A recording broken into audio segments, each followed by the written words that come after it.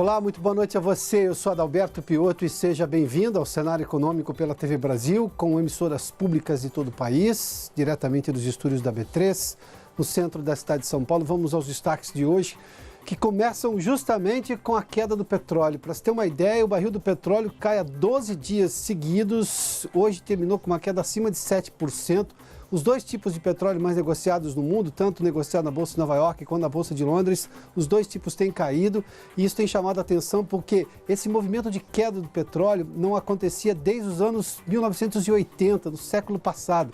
A gente fala disso porque, obviamente, isso puxa o Ibovespa para baixo, que é puxado pelas ações da Petrobras, por exemplo, que tem exatamente um peso importante no principal índice da Bolsa de Valores aqui de São Paulo. O dólar acima de 3,80, isso chama também atenção, esse movimento de alta do dólar. Inadimplência subiu no mês de outubro e subiu bastante, pesou bastante. E foi puxada justamente pelo índice, pelas contas dos bancos, ou seja, pelas dívidas com os bancos que têm, por acaso, os juros mais altos. Ou seja, juros altos também provocam inadimplência, diferentemente do que os bancos acreditam, que é a inadimplência que gera juros altos. Vamos lá. E no estúdio a gente conversa com Thomas Law para falar sobre as relações, Brasil-China, nesse novo governo, o governo do presidente eleito Jair Bolsonaro. Tudo isso no cenário econômico que já está no ar.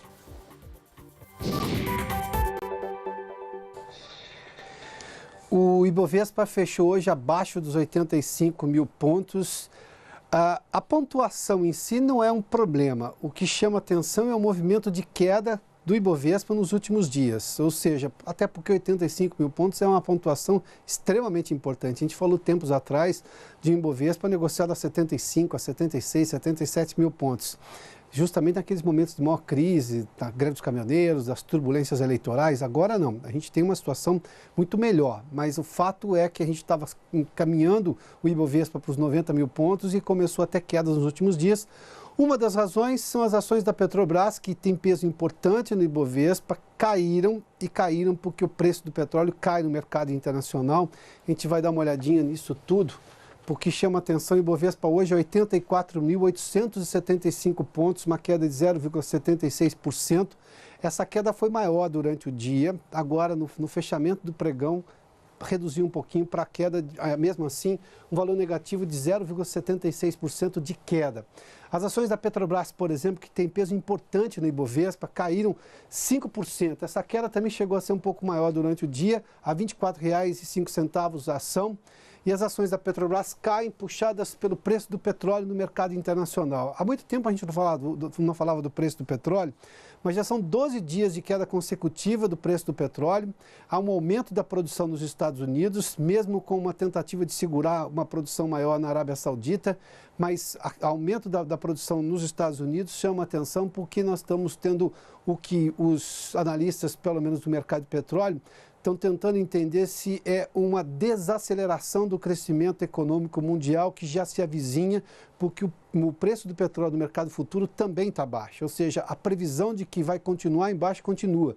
Ou seja, isso demonstra claramente. O tipo Brent, que é o negociado na Bolsa de Londres, uma queda de 7,16% hoje. Lembra quando a gente falava de um petróleo acima de $80? Portanto, olha, hoje foi cotado a $65,12. Vamos lá, o tipo WTI, 7,71%, é o petróleo texano negociado em Nova York, $55,28. Essas são as cotações do preço do barril do petróleo. E aí vem a análise que fazem boa parte dos analistas no mundo inteiro. Há uma preocupação com uma desaceleração, mas tem que se levar em conta que esse ano nós tivemos, por exemplo, o acirramento da guerra econômica entre os Estados Unidos e a China. Isso ainda não foi resolvido. Tem havido alguns avanços em relação a isso, mas isso não foi resolvido.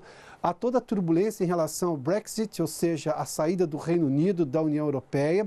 Hoje, por acaso, foi anunciado um acordo técnico, pelo menos um texto técnico do governo britânico, que vai passar por todos os ministros. Theresa May, que é exatamente a primeira-ministra, vai mostrar esse texto e provavelmente é o texto que deve avançar dentro dessa saída, mas obviamente que tem que haver acordo com os demais parceiros do bloco europeu.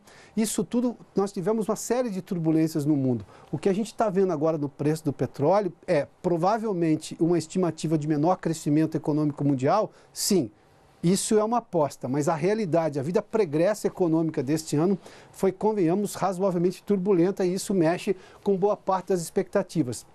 Essa é a explicação mais simples para se dizer que economia não é matemática. Matemática é só uma ferramenta que a economia usa. Economia é expectativa, é uma ciência social, é vista com o que as pessoas pretendem fazer daqui a algum tempo. Aí elas investem ou não investem, elas consomem ou não consomem, elas fazem poupança ou não fazem poupança. Vamos lá, as ações da Eletrobras hoje caíram 1,18%. Eu tenho dados aqui sobre a Eletrobras, porque hoje alguns números da Eletrobras que registrou um prejuízo de 1 bilhão e 600 milhões de reais no terceiro trimestre. Mesmo assim, no acumulado do ano, a estatal ainda soma lucro líquido de 1 bilhão 275 milhões, o que representa uma queda de 44% em relação ao mesmo trimestre do ano passado, ou seja, em relação ao ano passado, ao mesmo período desse acumulado, o que demonstra o porquê que a gente está vendo quedas nas ações da Eletrobras.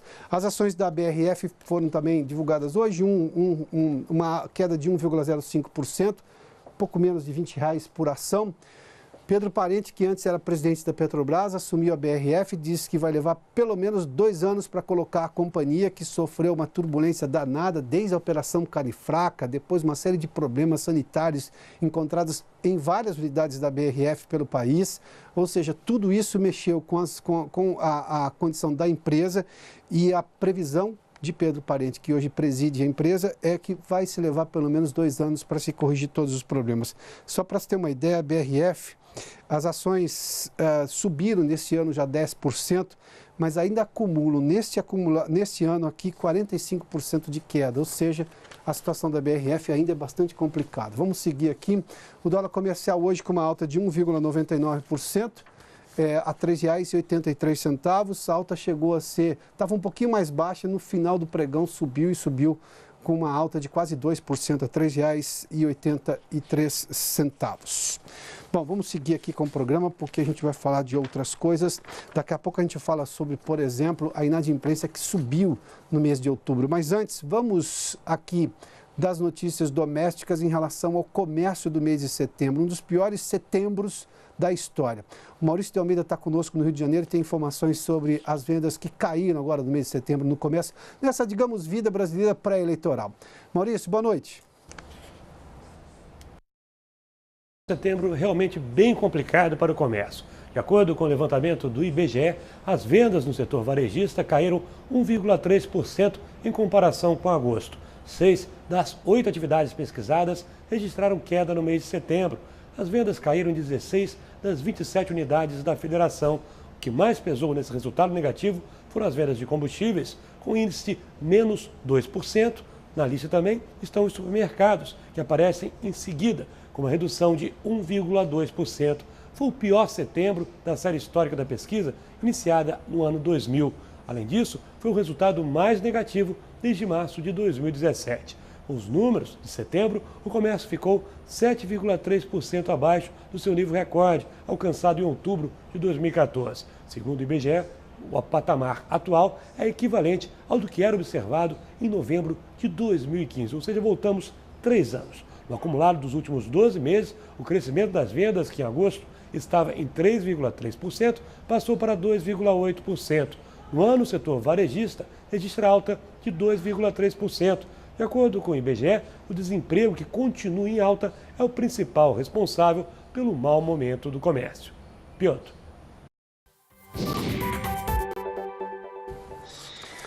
Muito obrigado, Maurício. Vendas ruins em setembro, inadimplência em alta no mês de outubro. A notícia não é das positivas, não. Vamos lá. Outubro, a inadimplência cresceu 4,22%. A pesquisa é da Confederação Nacional dos Dirigentes Lojistas e do SPC Brasil. Isso porque setembro já tinha tido, na verdade, uma alta na inadimplência de 3,86%. O número está aqui em azul, mas nós estamos falando de alta de inadimplência, ou seja, é um número ruim. Isso equivale, essa alta agora de 4,22%, eleva o número de pessoas negativadas, com CPF negativado, na condição de inadimplentes, a quase 63 milhões de pessoas. Vamos entender um pouco essa inadimplência por região. O Sudeste foi exatamente a região que puxou para cima. A alta da inadimplência no Sudeste foi de 13,3%, São 26 milhões de inadimplentes, o que equivale a 39% da população adulta. Para se ter uma ideia.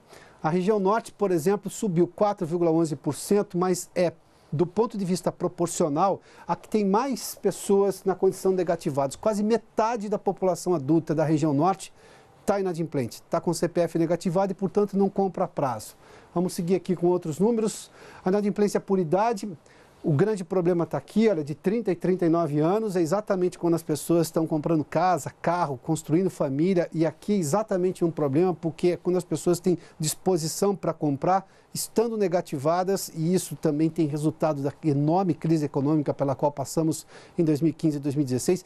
Isso não foi superado ainda, a gente não retomou o emprego da forma como poderia ser, porque aí sim nós teríamos números melhores, mas para se ter uma ideia, de 30 e 39 anos é 52% da população adulta que está nessa situação. Ou seja, na faixa etária em que as pessoas mais fazem dívida, e dívida boa, porque estão comprando casa, carro, ou seja, estão crescendo na vida, estão sem condições de fazer abrir um crediário, ou seja, comprar a prazo. 40 a 49 anos, 14 milhões, e de 65 a 84 anos chama bastante atenção, porque tem muito arrimo de família aqui, que é a pessoa que, por exemplo, tem aposentadoria. Mas para se ter uma ideia, 1/3 dessas pessoas também está negativada. Vamos seguir aqui, porque a gente tem inadimplência por tipo de dívida. E aí vem aquela história, os juros altos é que trazem inadimplência ou inadimplência é que trazem juros altos? Os juros altos trazem inadimplência. Tanto é que as dívidas bancárias foram as que mais subiram de novo. Normalmente a gente vê outros tipos de dívida até recuando na inadimplência. Agora tivemos um alto em praticamente tudo. A exceção de carnê, que foi muito baixa, quase estável ali, mas, por exemplo, dívidas com bancos, 7,74%. Os juros altos levam a maior inadimplência. Serviços de telefonia, 7,56%. Está faltando dinheiro, o sujeito deixa de pagar aqui. Porque, por exemplo, serviços básicos como água e luz, a pessoa não deixa de pagar tanto que a inadimplência é um pouco menor. E carnê de loja, 0,45%, é praticamente estável essa situação da inadimplência. Daqui a pouco a gente fala sobre os nomes já confirmados no governo Jair Bolsonaro, mas a Caixa Econômica Federal congelou novos financiamentos para uma determinada faixa de renda, que é exatamente o Minha Casa Minha Vida. A Vanessa Casalino está conosco em São Paulo e tem detalhes. Vanessa, boa noite. Oi, Pioto. Boa noite para você, boa noite a todos. Esses novos financiamentos foram congelados porque, segundo a Caixa, o orçamento para este ano já foi todo utilizado. Estão interrompidas a aprovação para novas operações da faixa 1,5 do programa Minha Casa Minha Vida. O orçamento deste ano é de 57 bilhões e 400 milhões de reais, que já foi todo usado no financiamento de quase 5 milhões de unidades habitacionais, segundo a Caixa. Com isso, novas contratações nesta faixa só vão estar disponíveis em 2019. Mas atenção, o congelamento só vale para novas solicitações. As operações que já tiveram início prosseguem se estiverem de acordo com as regras do programa. Essa faixa que sofreu a suspensão a 1,5 é direcionada a famílias com renda mensal de até R$ 2.600, com juros em torno de 5% ao ano. É o segundo segmento de menor taxa. Os recursos vêm do FGTS, 90%, e do Tesouro Nacional, 10%. Mas com as contas do governo apertadas e com a lenta retomada da economia, o programa tem recebido menos recursos, afetando especialmente as faixas mais populares do programa Minha Casa Minha Vida. Pioto.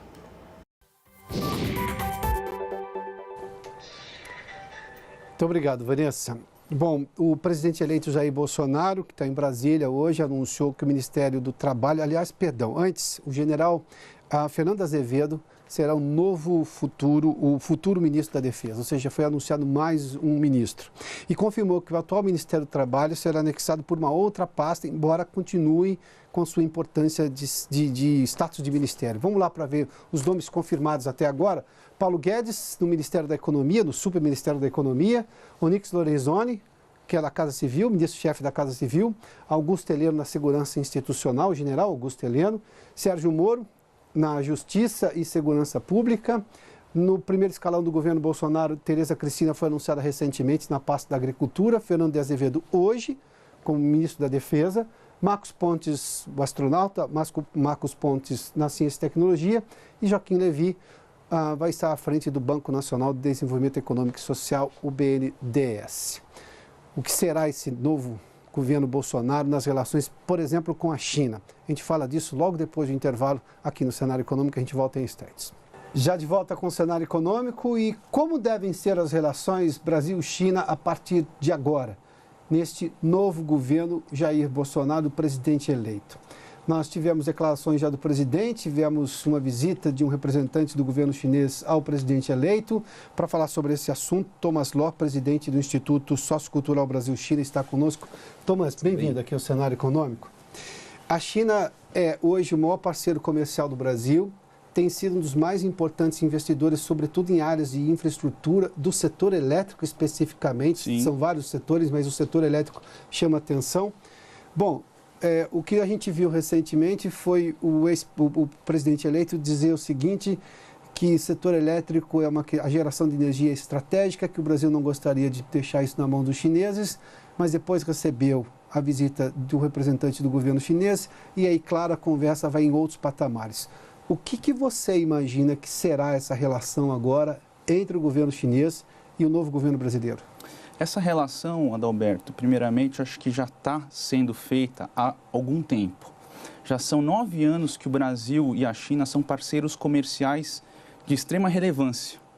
O ano passado, por exemplo, só de movimentação de exportação foram 53 bilhões. Ou seja, a China é o maior parceiro comercial e quer continuar sendo. Então, assim, na pauta chinesa e pela conversa também com o Bolsonaro via o nosso embaixador Li, que está em Brasília, a ideia é ter mais investimentos chineses para o Brasil.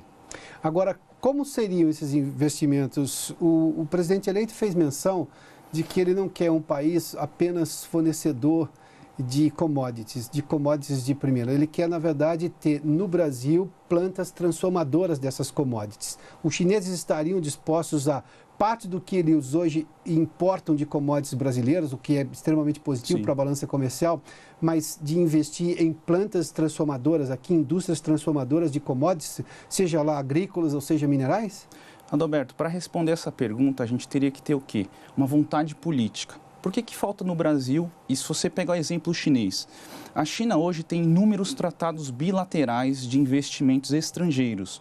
Ou seja, o investidor estrangeiro que vai para a China, ele tem a garantia de que qualquer coisa que acontecer, ele tem uma garantia via um contrato. Uma empresa estrangeira pode chegar na China e investir, e ele vai estar seguro. O Brasil não tem um tratado bilateral assinado. Já tem um assinado, mas nunca foi ratificado. Talvez seja o momento agora do Brasil assinar um tratado bilateral com a China. Pegamos o exemplo da carne.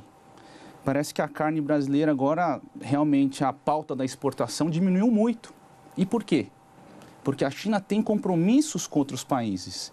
Inclusive um tratado muito importante com a Austrália, de carne. Então, por que o Brasil vai comprar a carne brasileira se já tem uma pauta, um compromisso, um tratado bilateral com a China e com a Austrália? Então, o Brasil fica fora do cenário. A China coloca o Brasil num segundo patamar porque ela tem um acordo bilateral com os australianos. Exatamente. Que são grandes fornecedores. E hoje, o que acontece com a China? Já tem inúmeros tratados bilaterais. Hoje, eles não estão querendo mais tratados bilaterais de quantidade, e sim de qualidade. Que, na verdade, é uma pauta indicada pelo futuro ministro da Economia, o Paulo Guedes. Sim. Ele disse que quer tratados bilaterais, ele condena, ele reclama muito do Mercosul, diz que o movimento é muito lento. Essa seria uma saída, ou seja, os chineses estão vendo no próprio governo brasileiro, se há uma crítica de que eu quero, por exemplo, preservar estrategicamente a geração de energia na mão de brasileiros e não na mão de empresas chinesas, como o presidente eleito Jair Bolsonaro fez menção, ao mesmo tempo ele diz que quero fazer acordos bilaterais porque o Mercosul atrasa o desenvolvimento brasileiro. Está claramente isso dito nas palavras do futuro ministro da Economia, que é exatamente quem pensa a economia de Jair Bolsonaro desde o momento da eleição, da campanha. Ou seja, eu tenho um fechamento de porta em algum momento, mas eu tenho portas abertas em outro. É isso que os chineses estão vendo, pragmaticamente, a relação brasileira? O que eu acho, Adalberto? Para o Brasil crescer, e eu acho que a gente precisa sair dessa crise econômica, a gente precisa estar dentro do cenário econômico. Para que os países respeitem o Brasil e para que o Brasil cresça nesse cenário internacional, o Brasil precisa ter um tratado bilateral. Não tem como mais dizer que o Brasil vai receber os investimentos e, não, pode escolher, porque o Brasil sempre vai receber. Não é bem assim. Eu entendo que, dando uma garantia via um tratado bilateral para as empresas, eu acho que o Brasil se torna um país credenciado a fazer mais e mais negócios entre outros países. Qual é a sua visão de negociação por bloco? Mercosul e europeus? Eu acho que a gente teria que ter um caso, um leading case para começar. Eu acho que o melhor caso, de repente, seria o Brasil e a China. Porque como já está esse relacionamento que está indo forte, um relacionamento bom comercial, eu acho que seria um leading case de fazer um tratado bilateral. E aí a gente pega o exemplo do açúcar. O que aconteceu com o açúcar? Com essa barreira econômica? A China fez uma barreira protecionista do açúcar. E todo o açúcar que a China comprava do Brasil, que era mais ou menos 780 milhões, ficou de escanteio.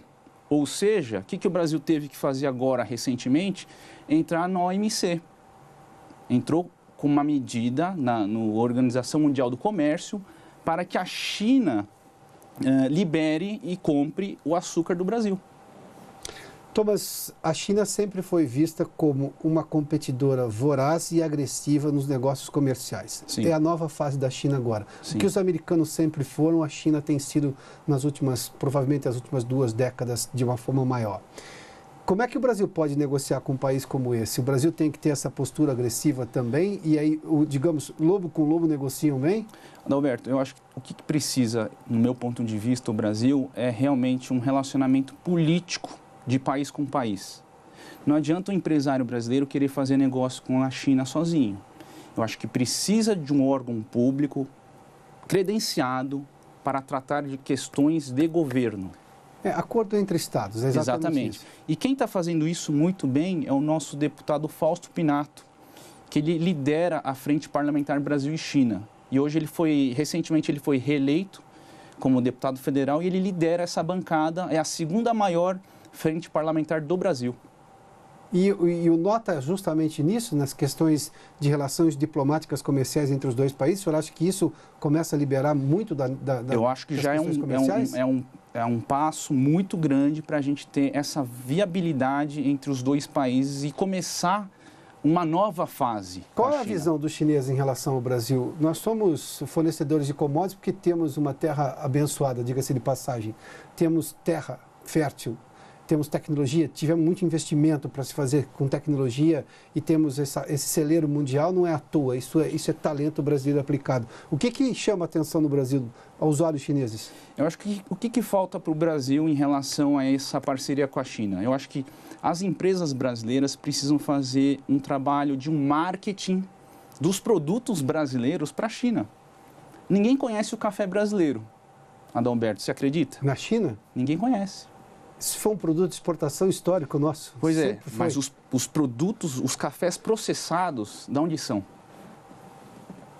Então fica aí a questão de qual que é o produto brasileiro, com uma marca brasileira? Ninguém conhece a marca brasileira. A marca Café do Brasil, é isso? Qual? A China. E qual é o potencial de consumo de café na China? Eu acho que do jeito que a população cresce e já está agora com um mercado de consumo muito grande, hoje eles querem beber o melhor café, hoje eles querem beber o melhor vinho, hoje eles querem comer a melhor carne. Então esse consumo dos chineses hoje na China é de alta gastronomia já.